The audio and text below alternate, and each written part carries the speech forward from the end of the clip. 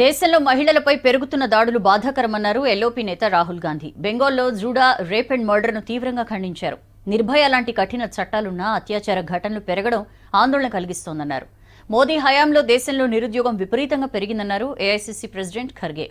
మరోవైపు తెలంగాణ నుంచి రాజ్యసభ అభ్యర్థిగా అభిషేక్ మను సింఘ్వీకి ఛాన్స్ ఇచ్చింది కాంగ్రెస్ పార్టీ.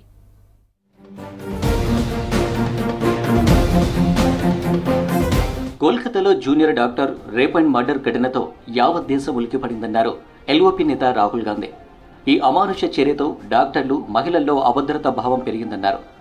బాధిత కుటుంబానికి న్యాయం చేసే బదులు నిందితుడిని రక్షించే ప్రయత్నం జరగడం దారుణమన్నారు. ఇది ఆసుపత్రి యాజమాన్యంతో పాటు స్థానిక పరిపాలనపై తీవ్రమైన ప్రశ్నలు లేవనెత్తుతుందన్నారు.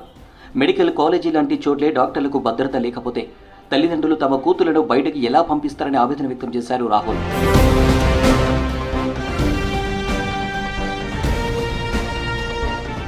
దేశంలో నిర్భయ కేసు తర్వాత కఠిన చట్టాలు వచ్చిన నేరాలను అరికట్టడంలో ప్రభుత్వాలు విఫలమయ్యాయన్నారు రాహుల్.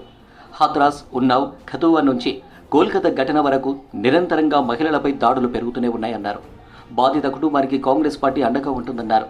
నిందితులకు కఠిన శిక్ష పడేలా ప్రభుత్వం చర్యలు తీసుకోవాలన్నారు. మరోసారి ఇలాంటి ఘటనలు జరగకుండా చూడాలంటూ ట్వీట్ చేశారు రాహుల్.